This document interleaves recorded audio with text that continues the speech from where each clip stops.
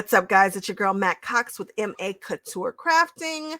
Hello, another Notion for Notions video, a very important one, because if you've done any amount of sewing, you have spent some time with Jack. Jack who? Jack the Ripper, the Seam Ripper. My favorite seam ripper is from Seam Fix. It is my absolute favorite. It's the one that stays in my Notions caddy underneath my sewing machine. I love that. But Clover seems to be the sharpest one that you can find. It just doesn't have a cover on it, so it makes it kind of dangerous. So when I really need to do some serious seam ripping, I grab the one from Clover. But my everyday seam ripping, yeah, I probably seam rip a little bit every day, is done with the Seam Fix.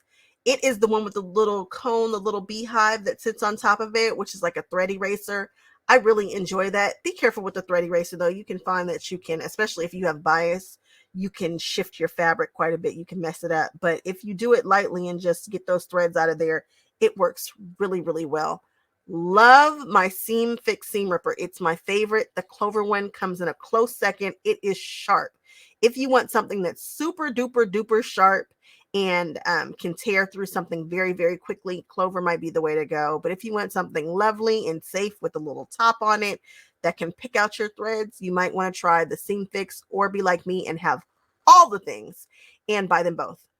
I will absolutely link them in the description box so that you can see what I'm talking about. And I'll catch you guys on the next one. Please like, comment, subscribe.